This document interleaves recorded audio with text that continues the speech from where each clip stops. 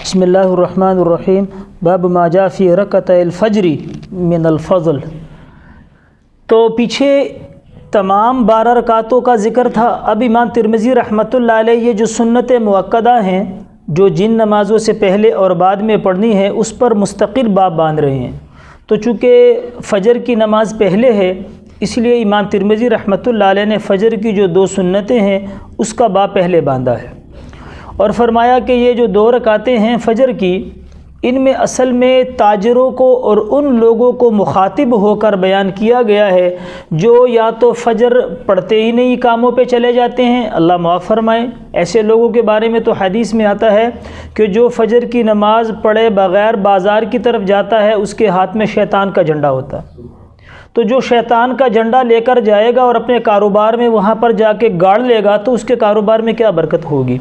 اور فرمایا جو فجر کی نماز پڑھنے کے بعد کام کے لیے جائے گا اس کے ہاتھ میں رحمان کا جھنڈا ہوگا۔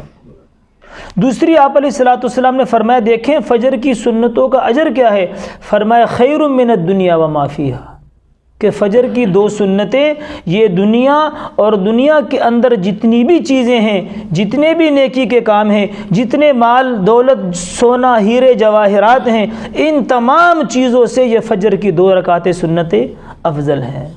یہ 2 رکعت فجر جو ہیں یہ ان تمام دنیا اور دنیا کے اندر جو نعمتیں ہیں جو چیزیں ہیں ان تمام سے فجر کی 2 رکعتیں پڑھنا یہ افضل ہے۔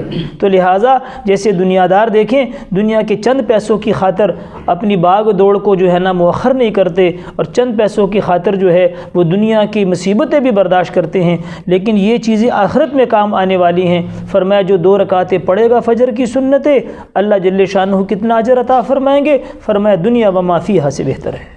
جو دنیا میں ہے جو نیکیاں ہو رہی ہیں ان تمام سے 2 رکعت فجر کی جو فضیلت ہے وہ بڑھ کر ہے۔